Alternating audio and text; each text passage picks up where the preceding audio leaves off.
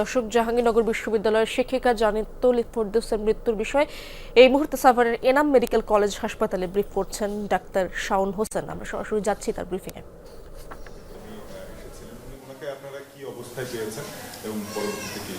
আচ্ছা, উনি অ্যারাউন্ড 9টার দিকে আমাদের কাছে আসে।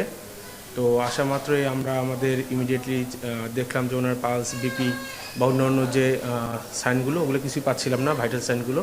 পরবর্তীতে আমরা ইসিজি করে কনফার্ম হতে পারি যে উনি মারা গেছে।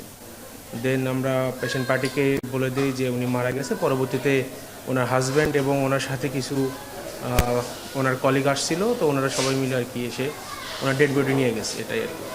সাথে সাথে ওনার ডেড বডি ডিসচার্জ করে। হ্যাঁ, জি। আচ্ছা, আপনারা যখন পেয়েছিলেন তখন মানে আপনি বলছিলেন যে পালস ছিল না? কিছুই ছিল না। আমরা ওনাকে কমপ্লিটলি ডেড অবস্থায় পেয়েছি।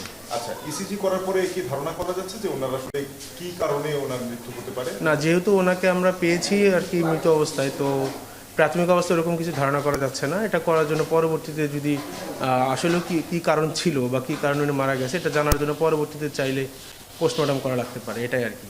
জি। আচ্ছা, এমনিতে ওনার শরীরের না, বাইরের অংশে কোনো ধরনের প্রতিক্রিয়ার কোনো চিহ্ন ছিল না। না, কোনো চিহ্ন ছিল না। স্ট্রোক হলে কিছু ক্ষেত্রে শরীরে একটা অংশ বেঁকে যেতে পারে, এরকম কোনো কিছু ছিল না। মানে আপনারা কিভাবে পেলেন তাহলে? উনি স্বাভাবিকভাবে মানে আমাদের কাছে আসার পরে আর কি মানে আমরা ওনাকে মৃত অবস্থায় পাইছি। দেন ইসিজি করে কনফার্ম হতে পারছি যে উনি মারা গেছে। দেন ওনার, হ্যাঁ, জি। ঠিক আছে।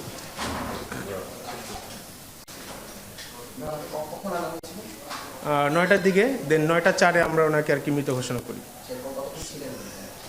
মৃত ঘোষণা করার পরে 5-6 মিনিটের মতো ছিল, তারপরে এখানে ডেথ সার্টিফিকেট নিয়ে ওনারা চলে যায়।